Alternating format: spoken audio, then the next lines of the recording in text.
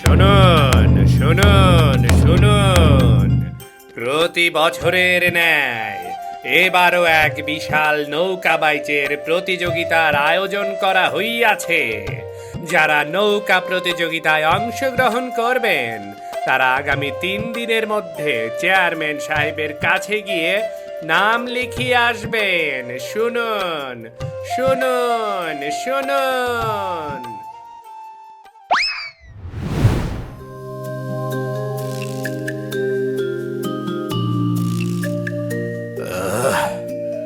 আমি যখন প্রথম বইটা ধরি তখন আমার বয়স 14 বছরের একটা হাড্ডিসার ছেলে।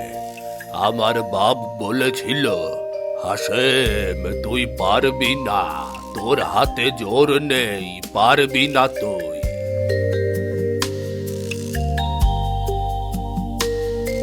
আমি কিছু বলিনি সেদিন, চুপচাপ বইটা তুলে নদীতে নেমেছিলাম। আমাদের নৌকা সেদিন হেরেছিল, কিন্তু আমি একটা জিনিস শিখেছিলাম, নৌকা বাইচে জেতা হারার হিসাব পানিতে লেখা হয়, কিন্তু লড়াইটা শুরু হয় এইখানে, বুকের ভেতরে। তোরা আজকে বসে আছিস, গল্প করছিস, কিন্তু তোদের বুকের ভেতর কি আছে সেটা তো তোরা নিজেরা জানিস কি? চাচা, আপনার কথা শুনতে ভালো লাগে, সত্যি বলছি। কিন্তু আপনি একটু আমাদের দিকটাও ভাবেন। গত বছর আমরা হারলাম কেন? আমাদের ছেলেটা কম পারে বলে না, হারলাম কারণ আমরা একসাথে বইটা মারতে পারিনি। একজন টানে তো একজন পায়ে, এইভাবে নৌকা সোজা যাওয়ার বদলে এঁকি বেঁকি গিয়েছে। আর করিম মাসির দল একটা মেশিনের মতো চলিছে, আর আমরা চলেছি ভাঙা ঘড়ির কাঁটার মতো, কখনো এদিক কখনো ওদিক। এটা সমাধান কি সেইটা বলেন? তুই ঠিকই ধরেছিস রাসেল, কিন্তু একসাথে বইটা মারা শুধু অনুশীলনের ব্যাপার না, এইটা বিশ্বাসের ব্যাপার। তুই যখন বইটা মারবি তোকে বিশ্বাস করতে হবে যে তোর পেছনের জন তোর সাথে সাথেই মারছে। পেছনে তাকানোর দরকার নেই, তাকালেই তাল কাটবে, তাল কাটলেই সব শেষ। পানির ওপর দিয়ে নৌকা চলে বৈঠার জোরে, কিন্তু নৌকা যেতে বিশ্বাসের জোরে। এই এই এই এই আমাকে ছাড়াই শুরু করে দিলি নাকি রে? আমি তো পাক্কা বলেছিলাম, এবার আমি নৌকায় উঠবো পাক্কা। আমার এই শরীর দেখ, এইটা কি মজুরের শরীর না? এই হাত দিয়ে আমি গরুর দড়ি টানি, নাঙল টানি, চাচাতো ভাইয়ের সাথে কুস্তি করি। বইটা কি আর আমার কাছে কঠিন হবে নাকি? এই বাদল, তুই তো গত বছরও একেবারে এই কথাই বলেছিলি, হুবহু একই। তারপর কি হলো মনে আছে? নৌকায় পা দিলি, নৌকা একটু দুললো, আর তুই চিৎকার করে লাফ দিয়ে পানিতে পড়লি। পানি কতটুকু ছিল জানিস? হাঁটু সমান। হাঁটু সমান পানিতে তুই দাঁড়িয়ে দাঁড়িয়ে বাঁচাও বাঁচাও বললি। পুরা ঘাটের মানুষ হাসতে হাসতে শুয়ে পড়লো। এই আমার তো পেটে খিল ধরে গেছিল। সেটা গত বছরের কথা ফজলু, গত বছর। মানুষ কি বদলায় না? আমি এই 1 বছরে অনেক পরিবর্তন হয়েছি। আমি এখন পুকুরে নামি, হ্যাঁ পুকুরে। গত মাসে তো পুকুরের এপার থেকে ওপার পর্যন্ত সাঁতার কাটলাম। সবাই জিজ্ঞেস করো ফজলুকে, সে নিজের চোখে দেখেছে। হ্যাঁ দেখেছি বটে, তুই সাঁতার কেটেছিলি ঠিকই, কিন্তু পুকুরটা কতটুকু সেইটা বলিসনি তো কাউকে। এবার থেকে ওপার বিষাদ হবে কিনা সন্দেহ আছে। আর তুই সাঁতার কাটতে কাটতে মাঝখানে 3বার দাঁড়িয়েছিলি, 3বার, কারণ পুকুরের পানি তোর বুক সমান। সেটাকে সাঁতার বলে না বাদল ভাই, সেইটাকে বলে হেঁটে যাওয়া, শুধু হাত পা একটু বেশি নাড়ানো। তোরা হাস, হাসাটাই তোদের কাজ, সারাদিন হাস। কিন্তু একটা কথা শোন, আমার বাপ বেঁচে থাকতে বলতেন, বাদল তুই আমার নাম রাখবি, তোর দাদা নৌকা বাইচে 3 বার জিতেছিল। আমার বাপ আর নাই, কিন্তু তার কথাটা আমার এখনো কানে বাজে, ঘুমের মধ্যেও বাজে। তোরা যদি আমাকে সুযোগ না দিস, আমি একা একটা নৌকা নিয়ে নামবো। হারবো তো হারবো, কিন্তু অন্তত বাপের আত্মা শান্তি পাবে যে তার ছেলে চেষ্টা করেছিল। কে বলেছে তুই সুযোগ পাবি না? আমি বলেছি তুই নৌকায় উঠবি। সত্যি সত্যি বলছেন চাচা, আমাকে সুযোগ দেবেন? হ্যাঁ, তবে একটা শর্ত। আগামীকাল ভোরে তুই আমার সাথে নদীতে আসবি। আমি তোকে শেখাবো কিভাবে পানিকে ভয় না পেয়ে পানির সাথে বন্ধুত্ব করতে হয়।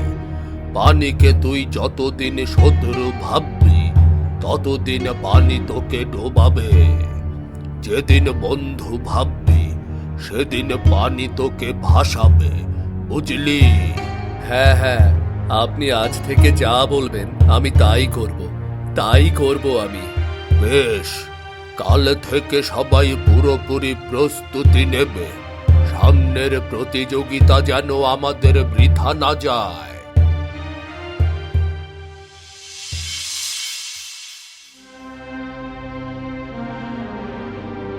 এই বাবা, শুনলাম পশ্চিম পাড়া এবার হাসিম চাচাকে কোচ বানিয়েছে।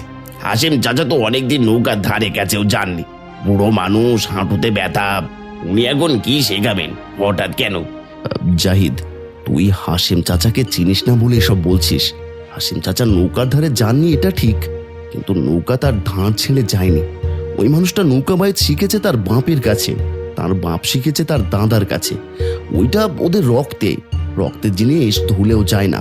আমি ওর কাছ থেকে শিখেছি, আমি জানি ওর ভিতরে কি আছে। ওকে অবহেলা করলে তুই নিজেই ডুববি। কিন্তু আব্বা, শুনলাম ওদের দলে সেই মোটা বাদল কেউ নিচ্ছে। বাদল যে পানি দেখলে কাঁপে, এটা কি দল নাকি সার্কাস? জাহিদ, চুপ কর। একটা কথা মনে রাখবি, শুধু তুই না, তোদের সবাইকে বলছি শোন, কোনোদিন প্রতিপক্ষকে নিয়ে হাসবি না, কোনোদিনও না। তুই যাকে নিয়ে আজ হাসছিস, সে কালকে তোর হাসি কেড়ে নিতে পারে। বাইচের দিন পানিতে নামলে কে মোটা কে রোগা কিচ্ছু যায় আসে না, যায় আসে কার বুকে কতটা আগুন জ্বলছে। বাদুলের বাপ আমির হোসেন তোরা চিনিস না, কিন্তু আমি চিনি। এই গ্রামের সেরা মাঝি ছিল সে। বাদলের শরীরেও সেই রক্ত আছে। তাহলে কি আমরা হার মেনে নেব? হার মেনে নিতে বলছি না, কিন্তু উপহাস করতে বারণ করছি। আমরা পরপর 3 বার জিতলেও এবার জেতা কিন্তু কঠিন হয়ে যাবে, কারণ এবার পশ্চিম পাড়ায় আছে হাসিম চাচা, আমার ওস্তাদ। চল এবার বাড়ি চল, আবার কাল অনুশীলন হবে।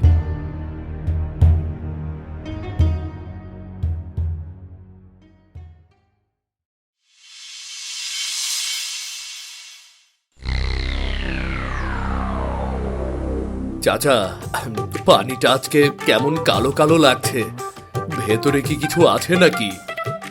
মানে কুমির টুমির এই ধরনের কিছু? কুমির? এই নদীতে কুমির ছিল তোর দাদার আমলে। এখন কুমির নেই, তবে পানির ভেতরে একটা জিনিস আছে বটে। কি কি আছে চাচা? ভয় লাগছে কিন্তু। তোর ভয়টায় পানির ভেতরে বসে আছে। তুই নামলেই সে তোকে ধরবে। তবে একটা কথা মনে রাখ, ভয়কে যদি তুই জড়িয়ে ধরিস, ভয় তোকে ছেড়ে দেবে। ভয় থেকে পালালে ভয় তোর পেছনে ছুটবে আজীবন। চাচা, আপনি তো কবি টবির মতো কথা বলেন, আমি সোজা কথা বুঝি। আমাকে সোজাসুজি বলুন, পানিতে নামলে আমি ডুববো না তো? না না না, ডুববি না, আমি আছি তো। আপনি আছেন মানে? আপনি তো ঘাটে দাঁড়িয়ে থাকবেন, আমি তো পানিতে থাকবো। আপনি কিভাবে? ঠিক আছে ঠিক আছে, আমিও নামছি তোর সাথে। আপনি পানিতে? কিন্তু আপনার হাঁটুতে ব্যথা, আপনার তো। আমার ব্যথা আমার, সেইটা নিয়ে তুই মাথা ঘামাস না। তুই তুই শুধু আমার কথা শোন। আজ তুই আর আমি একসাথে পানিতে নামবো। আমি তোর হাত ধরে রাখবো। তুই শুধু পানিকে অনুভব করবি। পানির মধ্যে শরীরকে একেবারে ছেড়ে দিবি। চল। ঠিক আছে, চলুন।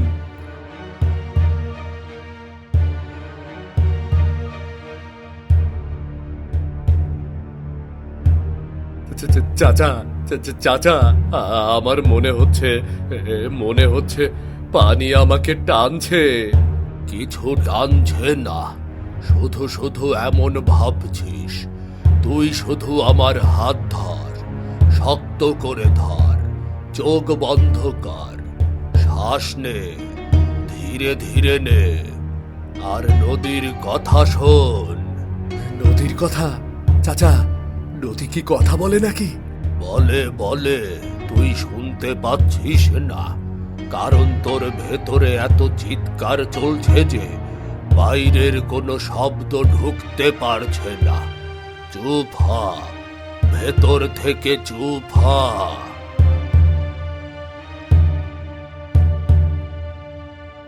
চাচা,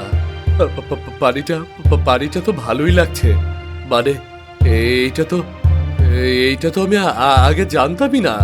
এইবার বুঝেছিস? হ্যাঁ, পানি তোর শত্রু না বাদল। পানি তোর মায়ের কোলের মতো। তুই ভয় পেলে সে তোকে ধরে রাখবে, নয়তো ছুঁড়ে ফেলে দেবে। বুঝতে পেরেছি, আজ থেকে আমি আর পানিকে ভয় পাবো না। ঠিক আছে, তাহলে এভাবে কিছুক্ষণ চোখ বন্ধ করে থাক।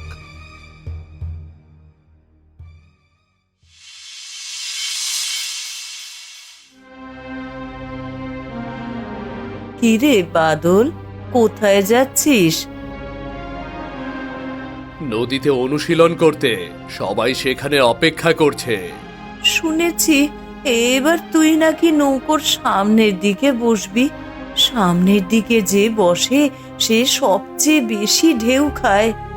হ্যাঁ, তোর বাবাও সামনেই বসতো। তোর বাবার কথা বলছি রাসেল, শুনছিস? তোর বাবা বলতো, নদী আমার প্রাণ। নদী সত্যি তার প্রাণ নিয়ে গেল রে, সেই ঝড়ের রাতে। আমি তোকে আটকাবো না, আটকানোর অধিকার আমার নাই। তুই বড় হয়ে গেছিস, তুই তো নিজের সিদ্ধান্ত নিজেই নিবি। তুই তোর বাবার ছেলে, তোর রক্তে নদী আছে। কিন্তু একটা কথা বলবো, জেতার জন্যে নদীকে জয় করতে হয় না, নদীর সাথে মিশে যেতে হয়। তোর বাবা সেটা পারতো, তুই পারবি বাবা? মা, তুমি রাতে কাঁদছিলে কেন? কাঁদিনি, দোয়া করছিলাম। কান্না আর দোয়া এক জিনিস না বাবা। কান্নায় মানুষ দুর্বল হয়, আর দোয়ায় মানুষ শক্ত হয়। আমি তোর জন্য শক্ত হচ্ছিলাম বাবা, যাতে তুই যখন নৌকায় বসবি আমার দুর্বলতা তোর কাঁধে চাপা না থাকে। মা, আমি ফিরবো। আমি বাবার মতো না, মানে আমি বাবার মতোই, কিন্তু আমি ফিরবো, তোমার কাছে ফিরবো, এটা আমার ওয়াদা। ফিরবি, আমি জানি তুই ফিরবি। যা, ভালো করে অনুশীলন কর গিয়ে, যা।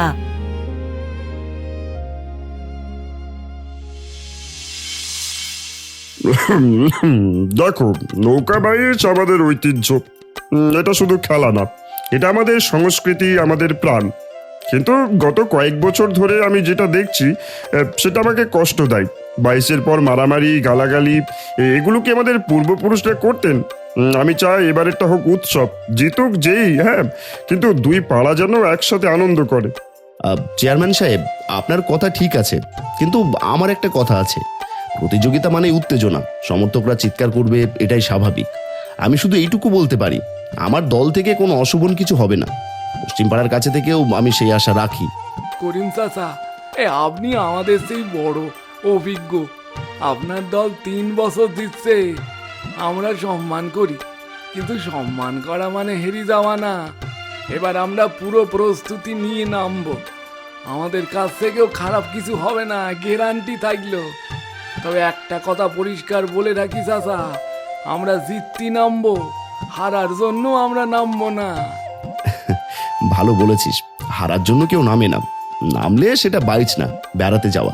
তবে জেতাটা ইচ্ছে করলে হয় না রাসেল, বুঝলি তো? পানিতে নামলে বুঝবি নদী কার পক্ষে, সেটা নদী ঠিক করে। বাবা বাবা, এইরকম কথা শুনলে বুকটা জুড়িয়ে যায়। আর একটা খবর দিই, এবারের পুরস্কার আগের চেয়ে বেশি। বিজয়ী দল পাবে 50,000 টাকা আর একটা রূপার ঢাল, আর সবচেয়ে ভালো বৈঠাবাজ পাবে আলাদা পুরস্কার, সেটা আমার নিজের পকেট থেকে, মানে এই মসজিদের পকেট থেকে। যাও, এবার গিয়ে সবাই ভালো করে অনুশীলন করো, যাও।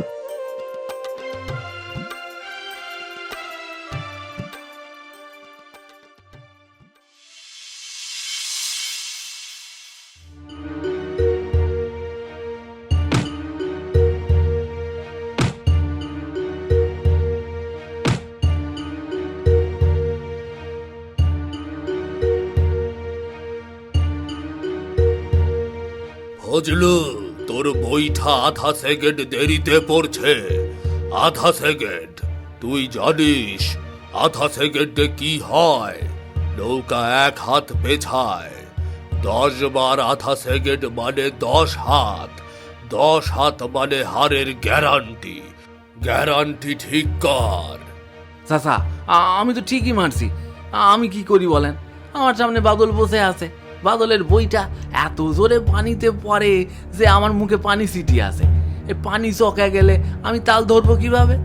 আমি কি মাছ নাকি যে পানি খেতে খেতে বইটা মারবো? এই, আমি কি করব বল? আমি জোরে মারছি তো পানি ছিটবেই, জোরে না মারলে তো তুই চিৎকার করবি, বাদল জোরে মার। এখন জোরে মারছি তো পানি ছিটছে, তুই একটু সরে বস না পাশে। সরে বসবো? এই নৌকার জায়গা কতটুকু? 2 ফুট চওড়া, তোর পেটই তো 1 ফুট। আমি কি তোর পেটের মতো সরে যেতে পারি? আবার আবার আমার পেট? তোদের জীবনে কি আমার পেট ছাড়া আর কোনো বিষয় নেই? আমার পেটে তোদের কি করেছে? আমার পেটের দিকে না তাকিয়ে বৈঠার দিকে তাকা, তাহলে তাল কাটবে না। এই দুইটা মিলে আমার মাথার বাকি চুলগুলো পাকিয়ে দেবে। থাম, দুজনেই থাম। বাদল, তুই বইটা একটু কম উঁচুতে তোল, বেশি উঁচু করলে পানি ছিটবে।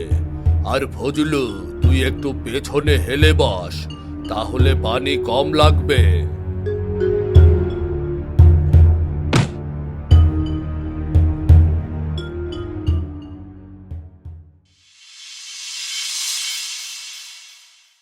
এখন আমার শুরু কর।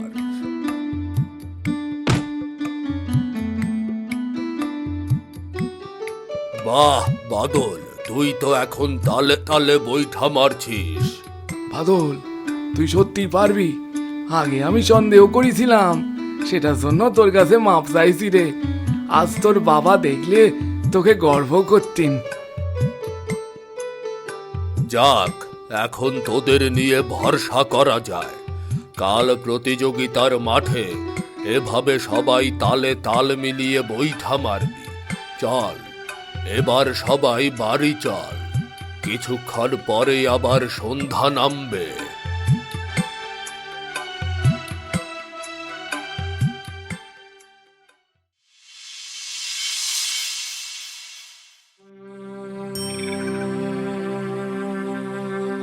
করিম, চাচা, অনেকদিন কথা হয়নি, তাই না? হয়নি। আপনার বলার দরকার ছিল না, আমারও ছিল না, কিন্তু আজকে কেন জানি। কেন জানি মনে হলো আমরা দুজনে বুড়ো হয়ে যাচ্ছি। আমি তো বুড়ো হয়েই গেছি, তুইও অনেক বছর পার করেছিস। কত বছর হলো আমরা কথা বলিনি? 15, 20, 18 বছর হয়ে গেছে চাচা। 18 বছর? আমার মনে আছে সেদিনটা, সেই বাইচের আগের দিন। তুই আমার দলে ছিলি, আমি বললাম সামনে বসতে, তুই রাগ করলি। বললি আমি পেছনে বসতে চাই। পেছনে বসলে নৌকা বেশি কন্ট্রোল করা যায়। আমি বললাম না, আমার সিদ্ধান্ত চূড়ান্ত। সেদিন তুই দল ছেড়ে চলে গেলি। চাচা, আমি সেদিন রাগ করিনি, শুধু বসার জায়গা নিয়ে। সেটা ছিল অজুহাত, আসল কথাটা অন্য। আমি রাগ করেছিলাম কারণ আমার মনে হয়েছিল আপনি আমাকে বিশ্বাস করেন না। এত বছর শিখলাম, ঘাম ঝরালাম, আর আপনি আমাকে আমার পছন্দ মতো জায়গায় বসতে দিলেন না, আমার কথার কোনো দাম দিলেন না। অহংকারে লেগেছিল চাচা, অহংকার, এইটাই সব নষ্ট করলো। আমারও দোষ ছিল, তোকে বোঝাতে পারতাম কেন সামনে বসা দরকার। কারণটা ছিল, যুক্তি ছিল, কিন্তু আমি সেটা না করে হুকুম দিয়েছিলাম। গুরু হলেই যে সব সময় ঠিক তা না। ছাত্র যে প্রশ্ন করবে এটা মেনে নেওয়া উচিত ছিল, কিন্তু আমারও তো অহংকার ছিল। আমি শিক্ষক, আমাকে প্রশ্ন করার সাহস কার? চাচা, কাল বাইচ, আপনার ছেলেরা ভালো করছে, আমি নদীর ওপার থেকে দেখেছি। তোর ছেলেরাও ভালো করছে। জাহিদ তোর মতোই বৈঠা মারে, জোরে, কিন্তু তাল একদম ঠিক রেখে। চাচা, কালকে যেই জিতুক, পরশু কি আমরা একসাথে চা খেতে পারি? মানে আপনার সাথে, আগের মতোই। পারবি, অবশ্যই পারবি। 18 বছর অনেক দেরি হয়ে গেছে গরিব, আর দেরি করার কোনো মানেই হয় না। চাচা, একটা কথা বলি, শুনবেন? আপনি যদি আমাকে সেদিন না তাড়াতেন, আমি কোনোদিন নিজের দল তৈরি করতে পারতাম না। আপনার কাছ থেকে দূরে গিয়ে আমি শিখেছি নিজে দাঁড়ানো, নিজে ভাবা, নিজের সিদ্ধান্ত নেওয়া। এগুলো কাছে থাকলে হয়তো কোনোদিনই শিখতে পারতাম না। তাই আপনাকে ধন্যবাদও দিতে হয়, আবার অভিমানও করতে হয়। তোর এইটাই সমস্যা, তুই একসাথে ধন্যবাদ আর অভিমান করিস। দুইটা একসাথে চলে না। চলে চাচা, শুধু বুঝতে হয়। হয়েছে, যা। আজ বুকের ওপর থেকে বোঝাটা নামলো। আজকে নিজেকে অনেক হালকা লাগছে, যা।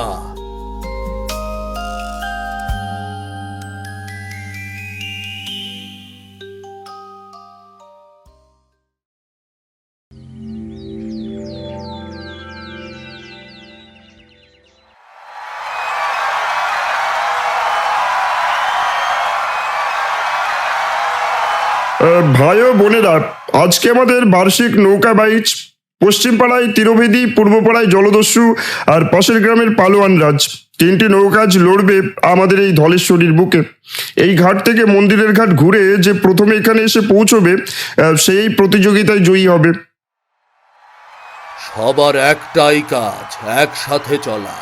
বাদল ঢেউ কাটবে, আর সবাই তাল মিলিয়ে বৈঠা মারবে। কেউ ভুলেও পেছনে তাকাবে না। সবাই হাসিম কাকার কথা মনে রাখবে, আর আমার প্রতি বিশ্বাস রাখবে।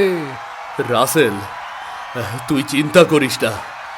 আমার বাপ আজকে ওপর থেকে দেখছেন, আমি তাকে লজ্জা দেব না।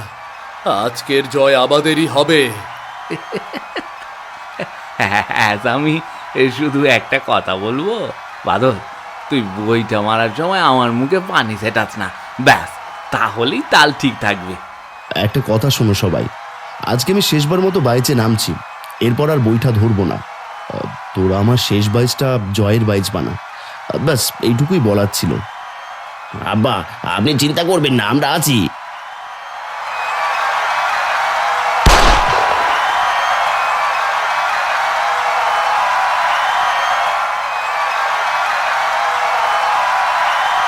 দেখা যাক, দেখা যাক, এখনো তিনটে নৌকা একসাথে যাচ্ছে। এ যেন বাঘ সিংহের লড়াই।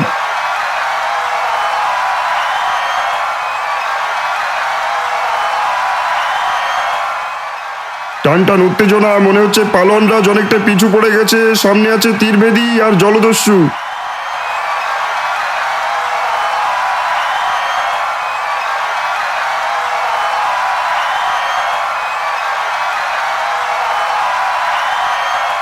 বাদল, তুই পারবি, এ তোর বাপ দেখছেন, মার, জোরে জোরে বইটা মার।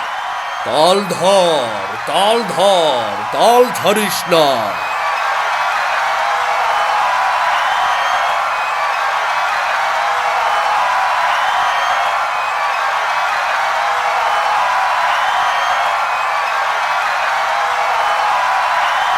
এখন সবকিছু দে, শরীরের সব শক্তি দিয়ে বইটা মার, একসাথে এক তালে।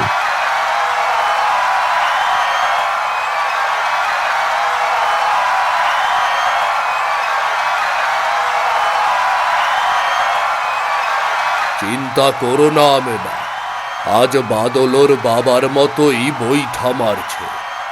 ওর বাবা থাকলে খুব খুশি হতো। আর মাত্র 200 হাত, এখনো সমান গতিতে আসছে। আর মাত্র 100 হাত, এখনো সবাই সমান গতিতে আসছে। আর মাত্র 50 হাত, আর 50 হাত, আর মাত্র 20 হাত, 10 হাত, 10 হাত। তীরবেদী, সবার আগে আজকের বিজয়ী তীরবেদী।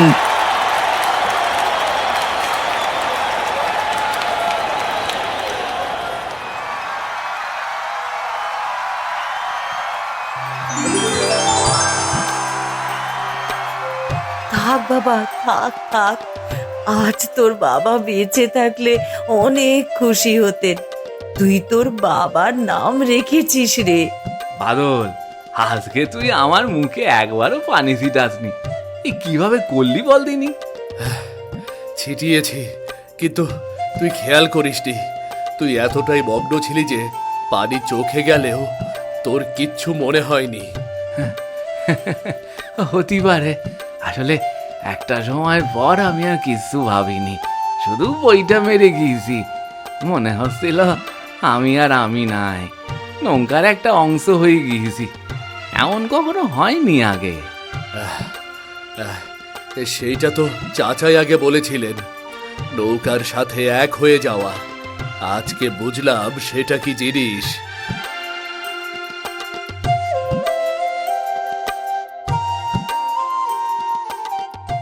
চাচা, আপনার ছেলেরা ভালো খেলছে, বিশেষ করে বাদল। ওকে আমি আজ চিনতেই পারিনি।